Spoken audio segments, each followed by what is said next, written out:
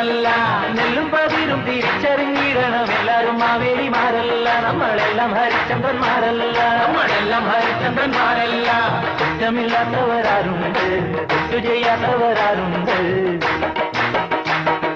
പത്തി നിൽക്കാത്തവരാരുണ്ട്, വെട്ടിൽ വീഴാത്തവരാരുണ്ട്.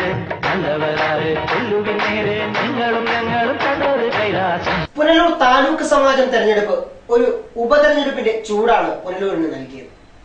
എന്തായാലും തെരഞ്ഞെടുപ്പ് കഴിഞ്ഞപ്പോൾ നിലവിലെ ഭരണസമിതി തന്നെ ശക്തമായ ഭൂരിപക്ഷത്തിൽ വിജയിച്ചു.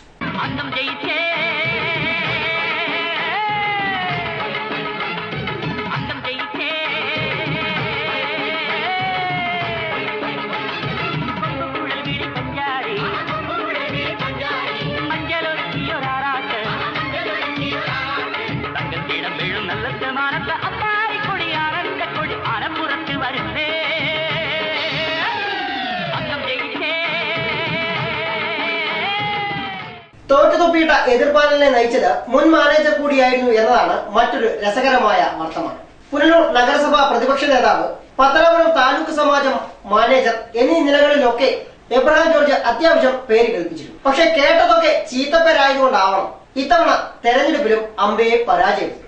സ്കൂൾ മാനേജർ സ്ഥാനത്തേക്ക് നടന്ന മത്സരത്തിൽ 1 number Abraham George 632 vote, 2 N Maheshan 1119. Executive committee തെരഞ്ഞെടുപ്പിലേക്ക് മത്സരിച്ച 14 സ്ഥാനാർത്ഥികളുടെ വോട്ട് വിവരമാണ് ഇനി പറയുന്നത്. 1 Babu P 400 vote, 2 Jayaprasad Adoor N Jayaprasad 1154 vote, J P John Koodarathil 485 vote, 4 J Jyothi 1018 vote, 5 advocate S M Khaleel 983 vote. തിളക്കമാർന്ന വിജയമാണ് താലൂക്ക് സമാജം തെരഞ്ഞെടുപ്പിൽ നിലവിലെ ഭരണസമിതി പാനൽ നേടിയത്. പ്രസിഡന്റ്, സെക്രട്ടറി, മാനേജർ എന്നിവർക്ക് പുറമെ പാനലിലെ 6 എക്സിക്യൂട്ടീവ് കമ്മിറ്റി അംഗങ്ങളും വിജയിച്ചു. നിലവിലെ ഭരണസമിതി പാനലും മുൻ മാനേജർ എബ്രഹാം ജോർജ് നയിക്കുന്ന പാനലും തമ്മിലായിരുന്നു മത്സരം. നിലവിലെ Taluk Samajam president N B ജോണും സെക്രട്ടറി അശോക് ബി വിക്രമനും മാനേജർ എൻ മഹേശനും മികച്ച ഭൂരിപക്ഷത്തോടെ തെരഞ്ഞെടുക്കപ്പെട്ടു. പ്രസിഡന്റ് എൻ ബി ജോൺ എതിർ സ്ഥാനാർത്ഥി സി ബി വിജയകുമാറിനേക്കാൾ 571 വോട്ടുകൾ കൂടുതൽ നേടി. എൻ ബി ജോണിന് 1155 വോട്ടുകൾ ലഭിച്ചപ്പോൾ 584 വോട്ടുകൾ മാത്രമാണ് സി ബി വിജയകുമാറിന് നേടാനായത്. സെക്രട്ടറി അശോക് ബി വിക്രമന് 1262 വോട്ടുകൾ ലഭിച്ചപ്പോൾ എതിർ സ്ഥാനാർത്ഥിയായ എൻ കുഞ്ഞികൃഷ്ണൻ ഉണ്ണിത്താന് 479 വോട്ടുകളാണ് ലഭിച്ചത്. അശോക് ബി വിക്രമന്റെ ഭൂരിപക്ഷം 783 വോട്ടുകളാണ്. മാനേജർ സ്ഥാനത്തേക്ക് നിലവിലെ മാനേജർ എൻ മഹേശനും മുൻ മാനേജർ എബ്രഹാം ജോർജും തമ്മിലായിരുന്നു മത്സരം. എബ്രഹാം ജോർജിന് 632 വോട്ടുകൾ ലഭിച്ചപ്പോൾ എൻ മഹേശൻ 1119 വോട്ടുകൾ നേടി. 487 വോട്ടിന്റെ ഭൂരിപക്ഷത്തിലാണ് എൻ മഹേശൻ എബ്രഹാം ജോർജിനെ പരാജയപ്പെടുത്തിയത്. എക്സിക്യൂട്ടീവ് കമ്മിറ്റിയിലേക്കുള്ള 6 പേരും മികച്ച വിജയമാണ് നേടിയത്. അടൂർ എൻ ജയപ്രസാദിന് 1154 വോട്ടും ജെ ജ്യോതിക്ക് 1118 വോട്ടും ലഭിച്ചു. അഡ്വക്കേറ്റ് പ്രദീപ് ചന്ദ്രന് 1141 വോട്ടും സി പി ശാമുവലിന് 981 വോട്ടും സി വിജയകുമാറിന് 1058 വോട്ടും ലഭിച്ചു. എസ് എം ഖലീലിന് 983 വോട്ടുകളാണ് ലഭിച്ചത്. മുൻ മാനേജർ എബ്രഹാം ജോർജ് നേതൃത്വം നൽകിയ പാനലിൽ 3 പേർക്ക് മാത്രമാണ് 500-ന് മുകളിൽ വോട്ടുകൾ ലഭിച്ചത്. കഴിഞ്ഞ 3 വർഷത്തെ താലൂക്ക് സമാജത്തിന്റെ പ്രവർത്തനങ്ങൾക്കുള്ള അംഗീകാരമായാണ് തെരഞ്ഞെടുപ്പ് വിജയത്തെ കാണുന്നതെന്ന് പാനലിന് നേതൃത്വം നൽകിയ എൻ ബി ജോണും അശോക് ബി വിക്രമനും എൻ മഹേശനും അഭിപ്രായപ്പെട്ടു. വിജയികളുമായി പ്രവർത്തകർ പുനലൂർ പട്ടണത്തിൽ ആഹ്ലാദ പ്രകടനവും നടത്തി. പുനലൂർ താലൂക്ക് സമാജം പുനലൂരിന്റെ അഭിമാനമാണെന്നും പുനലൂർ താലൂക്ക് സമാജത്തിലെ നിലവിലുള്ള ഭരണസമിതിക്ക് അനുകൂലമായി വോട്ട് രേഖപ്പെടുത്തി വമ്പിച്ച ഭൂരിപക്ഷത്തോടു കൂടി തെരഞ്ഞെടുത്ത പ്രിയമുള്ളവരെ നിങ്ങൾക്ക് എല്ലാവരും നന്ദി രേഖപ്പെടുത്തുകയാണ്. താലൂക്ക് സമാജത്തെ സത്യസന്ധവും നീതിപരവുമായ പ്രവർത്തനങ്ങൾ നിലവിലുള്ള ഭരണാധികാരികളുടെ കരങ്ങളിൽ സുരക്ഷിതമെന്ന് വിധിയെഴുതിയ പ്രിയമുള്ളവരെ നിങ്ങൾക്കൊരായിരം നന്ദി രേഖപ്പെടുത്തിക്കൊണ്ട് പുനലൂർ താലൂക്ക് സമാജം ഭരണസമിതി എന്നത് അല്പസ്വല്പം കുരുത്തക്കിടക്കുണ്ടെങ്കിലും ജോയിച്ചായൻ ഇപ്പോഴും പലർക്കും മുത്താണ്. കുരുത്തക്കേടിന്റെ കൂടാണ്, അടുപ്പക്കാരന് തേനാണ്, വെളുക്കുമ്പോ തൊട്ട് പാമ്പാണ്, മിടുമിടുക്കുള്ള ജോയ്. പണിക്ക് ചെന്നതിൻ പിറ്റേന്ന് മുടക്ക് വേലകൾ കാട്ടിയിട്ട് കണക്ക് തെറ്റിയ റോക്കറ്റായി തിരിച്ചു പോരണ ജോൺ. ഇവൻ എന്തിനു പോന്നോനാ, പല നമ്പരുമുള്ളോനാ, പണി എന്തിനു പോയാലും എടി കൊണ്ടുവരുന്നോനാ. വെള്ളം തളിക്കാതെ ഫുള്ളം തടിക്കാനും വെള്ളം തടിക്കാതെ ഉള്ളം കൊടുക്കാനും എന്തൊക്കെ വന്നാലും കണ്ടയ്ക്ക് നിൽക്കുന്ന ജോയ്. നമ്മുടെ മുത്താണ് ജോയ്, നമ്മുടെ സ്വത്താണ് ജോയ്, എങ്കിലും വിട്ടാണ് ജോയ്.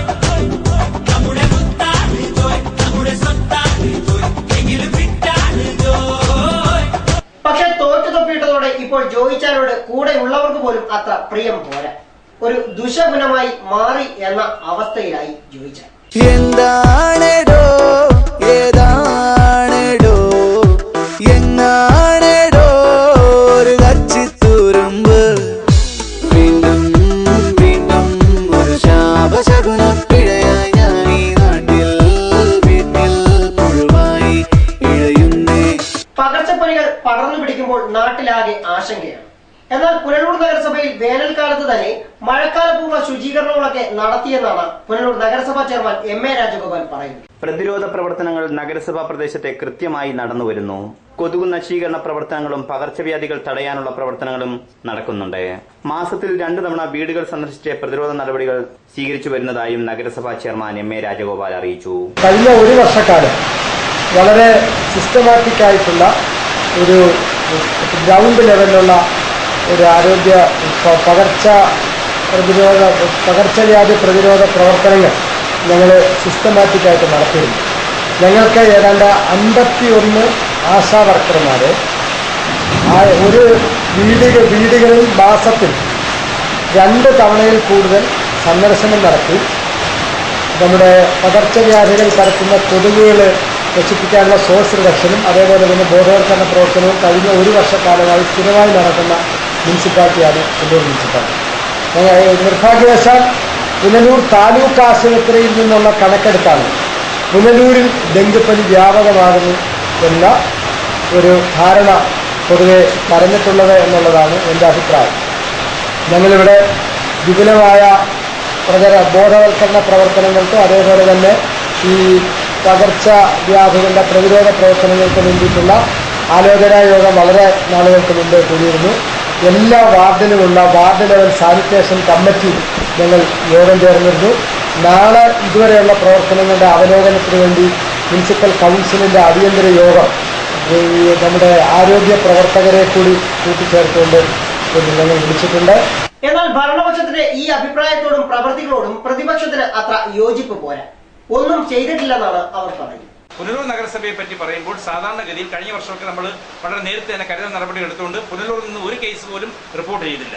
പക്ഷേ ഈ പ്രാവശ്യം കേസിൽ റിപ്പോർട്ട് തീർച്ചയായിട്ടും ഉണ്ടാകും. കരുതൽ നടപടികൾ എന്തൊക്കെയാണ്? ക്ലോറിനേഷൻ നടത്തണം, ഫോഗിംഗ് നടത്തണം, കൊതുവിനെ അതിന്റെ ഉറവിടത്തിൽ നശിപ്പിക്കണം, പിന്നെ ബോധവൽക്കരണം. ഇവിടെ കൊതുവിനെ ഉറവിടത്തിൽ നശിപ്പിക്കുന്നതിനുള്ള നടപടികളൊന്നും നടന്നിട്ടില്ല. ക്ലോറിനേഷൻ നടത്തിയിട്ടില്ല, കാരണം എങ്ങും വെള്ളമില്ല. ഫോഗിങ്ങും നടത്തിയിട്ടില്ല. പിന്നെ ഉള്ളത് ബോധവൽക്കരണമാണ്. ബോധവൽക്കരണത്തിന് വേണ്ടിയുള്ള നിർദ്ദേശങ്ങളൊക്കെ നൽകിയിട്ടുള്ളതല്ലാതെ വാർഡുകൾ അത് എന്തുമാത്രം നടന്നിട്ടുള്ളത് തീർച്ചയായിട്ടും പരിശോധിക്കേണ്ട കാര്യമാണ്. എന്തായാലും താലൂക്ക് സമാജത്തിന് വിജയമൊരുക്കി നൽകിയതിനു പിന്നിലും പുനലൂർ നഗരസഭയിൽ വികസനങ്ങൾ എത്തിച്ചതിനു പിന്നിലുമെല്ലാം MARന്റെ കരങ്ങളാണെന്നാണ് പുനലൂരുകാർ പറയുന്നത്. കുത്തഴിഞ്ഞു കിടന്ന താലൂക്ക് സമാജത്തിന് ഒരു ദിശാബോധം നൽകി ഇന്ന് കാണുന്ന ഈ വികസന നേട്ടങ്ങളെല്ലാം MAR താലൂക്ക് സമാജത്തിൽ എത്തിച്ചുവെന്നും ആളുകൾ പറയുന്നു. എന്തായാലും ഇതിന്റെയൊക്കെ ആകെയുള്ള ഒരു തുകയാണ് ഈ വിജയം. ഈ വിജയം ശരിക്കും MARന്റെ വിജയമാണെന്നും പറയും. ഒരു മാറ്റക്കടലായി വാ, മുന്നേറ്റപ്പടയായി വാ, ഒന്നാകണം ഇന്നാകണം ഈ നാടിനെ പൊന്നാകണം, എല്ലാവരും നന്നായിടും പുതുലോകത്തിൽ മന്നൻ മന്നൻ നാടോടി മന്നൻ മന്നൻ മന്നൻ നാടോടി മന്നൻ. സ്വർണം തട്ടിയെടുക്കാൻ സഹോദരൻ സഹോദരിയെ കൊന്ന് കിണറ്റിലെറിഞ്ഞത് പോയ ആഴ്ചയിലെ പ്രധാന വാർത്തകളിലൊന്നായി.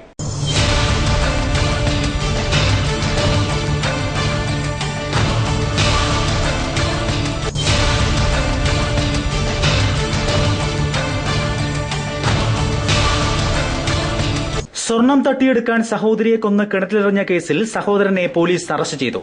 കുരീപ്പുഴ ഐക്കര തെക്കേതിൽ വീട്ടിൽ മണിയൻ എന്ന 70-കാരനായ ശശിധരൻ പിള്ളയാണ് പോലീസിന്റെ പിടിയിലായത്. ശാസ്താംകോട്ട മൈനാഗപ്പള്ളി കുതിരപ്പന്തി പടിഞ്ഞാറ്റേതിൽ 67-കാരിയായ സുമതിക്കുട്ടിയെ കൊലപ്പെടുത്തിയ കേസിലാണ് അറസ്റ്റ്. ഈ മാസം 13-നാണ് സുമതിക്കുട്ടിയമ്മയെ വീട്ടുമുറ്റത്തെ കിണറ്റിൽ മരിച്ച നിലയിൽ കണ്ടെത്തിയത്. ഫയർഫോഴ്സിന്റെ സഹായത്തോടെ മൃതദേഹം പുറത്തെടുത്ത് പരിശോധന നടത്തിയപ്പോൾ തലയ്ക്ക് ക്ഷതമേറ്റതായും ആഭരണങ്ങൾ നഷ്ടപ്പെട്ടതായും കണ്ടെത്തി.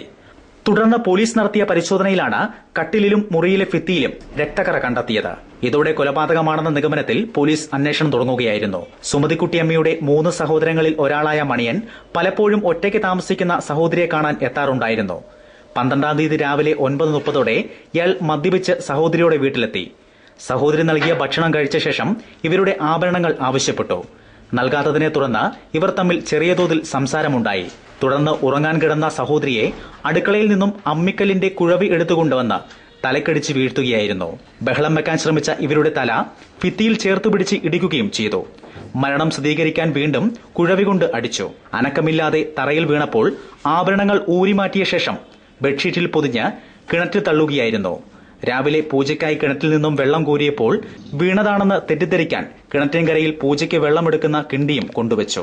തുടർന്ന് വീട്ടിൽ തങ്ങിയ ഇയാൾ വെളുപ്പിനെ 3 മണിയോടെ സ്വന്തം വീട്ടിലെത്തി ടെറസിൽ കിടന്നുറങ്ങി. സാധാരണ പോലെ പെരുമാറുകയും ചെയ്തു. സംഭവം വിവാദമാകുന്നതിന് മുന്നേ പോലീസ് ഉണർന്നു നടത്തിയ അന്വേഷണമാണ് പ്രതിയിലേക്കെത്തിയത്. ഇയാളുടെ ദേഹത്ത് കണ്ട നഖത്തിന്റെ പാടുകളാണ് ഏറെ നിർണായകമായത്. DYSP B Krishnakumar, Sasthamcotta CI Prasannan, S I Vidyadhirajan, shadow police S I Binoj, എഎസിമാരായ എ സി ഷാജഹാൻ, ശിവശങ്കരപിള്ള, ആഷിഖ് കോഹൂർ, രാജേഷ്, സുനിൽകുമാർ എന്നിവർ അറസ്റ്റിന് നേതൃത്വം നൽകി. കുടിവെള്ളത്തിനായി നാട് നെട്ടോട്ടമോടുകയാണ്.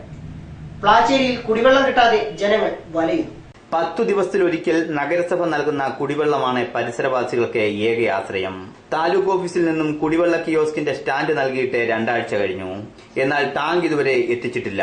താലൂക്ക് ഓഫീസിൽ നിന്ന് നടത്തുന്ന കുടിവെള്ള വിതരണത്തിനെതിരെ വ്യാപകമായ പ്രതിഷേധവും ഉയർന്നിട്ടുണ്ട്. കല്ലടയാറ്റിൽ നിന്നുള്ള വെള്ളം തിളപ്പിച്ചാണ് പലരും വീട്ടാവശ്യങ്ങൾ നിറവേറ്റുന്നത്. ഭയങ്കര ബുദ്ധിമുട്ടാണ്. ഞങ്ങൾക്ക് അത് വെള്ളം ഒട്ടുമില്ല. വെള്ളം വല്ലപ്പോഴും വരുമ്പോൾ ആ വെള്ളം കൊണ്ടാണ് കഴിയുന്നത്. പിന്നെ ലൈൻ വെള്ളം ഇങ്ങനെ വരുവാണെങ്കിൽ മാത്രം കുറച്ച് ദിവസത്തേക്ക് 2-3 ദിവസത്തേക്കുള്ള വെള്ളം കിട്ടും. പിന്നെ അത് കാത്തിരിക്കണം. അങ്ങനെ വളരെ ബുദ്ധിമുട്ടാണ്. അല്ലെങ്കിൽ ആറ്റിൽ പോയി കൊച്ചുങ്ങൾ ചുമന്നുകൊണ്ട് വന്ന് ഞങ്ങൾക്ക് തരും. ഇങ്ങോട്ടൊന്നും വെള്ളവും ലൈനും ഒന്നും ഇല്ല. പിന്നെ ഇങ്ങനെ നമ്മുടെ കൗൺസിലർ വിചാരിക്കുമ്പോൾ വെള്ളം ഇച്ചിരി കിട്ടും, അത്ര തന്നെ. അതായത് വീട്ടിൽ കുഞ്ഞുങ്ങളൊക്കെ ഉണ്ട്, എല്ലാവരും വയ്യാത്തവരും ഒക്കെയാ. എന്നിട്ട് വെള്ളം വേണമെങ്കിൽ ഇങ്ങനെയൊക്കെ വന്നെങ്കിലേ ഉള്ളൂ. കുടിവെള്ളം എത്തിക്കുന്ന ടാങ്കറിൽ എത്തിക്കുന്ന വെള്ളമാണ് ആകെയുള്ള ഒരു ആശ്വാസം. ഇവിടെ കുറച്ച് നാളുകൾക്ക് മുമ്പ് കിയോസ്കുകൾ സ്ഥാപിക്കുമെന്ന് പറഞ്ഞിരുന്നു. പക്ഷേ അത് പ്രതീക്ഷിച്ച് ഞങ്ങളിരുന്നു. ഇപ്പോഴൊരു സ്റ്റാൻഡ് മാത്രം കൊണ്ടുവന്നിട്ടുണ്ട്. ഇതുവരെ ഇതിന്റെ ടാങ്കുകൾ എത്തിയിട്ടില്ല. അപ്പോൾ ഏതാണ്ട് എനിക്ക് തോന്നുന്നു ഈ കനത്ത വേനൽ തീർന്നതിന് ശേഷം കൊണ്ടുവരാനിരിക്കുകയായിരിക്കും. ഇവിടെ ഉയർന്ന പ്രദേശമായതുകൊണ്ട് പുനലൂരിലെ വാട്ടർ സ്കീമിൽ നിന്നും കുടിവെള്ളം എത്തിക്കാൻ കഴിയില്ല. കാരണം ഇത് 2 കിലോമീറ്റർ അകലെ മാത്രമേ ഈ അവിടെ നിന്നുള്ള ലൈനുകളുള്ളൂ. കാരണം അതിനുശേഷം ഇങ്ങോട്ട് വെള്ളം കൊണ്ടുവരാൻ പറ്റില്ല. കാരണം അതിനേക്കാളും ആ ടാങ്കിനെ പുനലൂരിലെ വാട്ടർ അതോറിറ്റിയുടെ സ്കീമിലെ ടാങ്കിനേക്കാളും ഉയർന്ന പ്രദേശമാണ് പ്ലാച്ചേരിയിൽ. പനംകുറ്റി മലയിൽ നിന്ന് ജപ്പാൻ കുടിവെള്ള പദ്ധതിയുടെ ആണെങ്കിൽ പോലും പനംകുറ്റി മലയിലെ ടാങ്കിൽ നിന്ന് പോലും വെള്ളം ഈ പ്രദേശത്ത് എത്തില്ല. കാരണം അതിലും ഉയരമുള്ള പ്രദേശമാണ്. അതുകൊണ്ട് അടിയന്തരമായിട്ട് ഇതിനൊരു ശാശ്വത പരിഹാരം കാണണമെന്നാണ് ഈ വാർഡിലെ ജനങ്ങളോടൊപ്പം വാർഡ് കൌൺസിലുള്ള രീതിയിൽ എന്റെയും അഭ്യർത്ഥന. പാരാതിരിപ്പാൻ ചില പദവികൾ തന്നെയാണ് നല്ലത്. പക്ഷേ താലൂക്ക് സമാജം തെരഞ്ഞെടുപ്പിൽ ഒരു പദവിയും കിട്ടാതെ പോയ ജോയിച്ചാന്റെയും സുഹൃത്തുക്കളുടെയും ദുഃഖത്തിൽ പങ്കുചേർന്നുകൊണ്ട്, പക്ഷേ വിജയികളായ എല്ലാവർക്കും എല്ലാവിധ ആശംസകളും നേർന്നുകൊണ്ട് ഈ ആഴ്ചവട്ടം അവസാനിക്കുന്നു.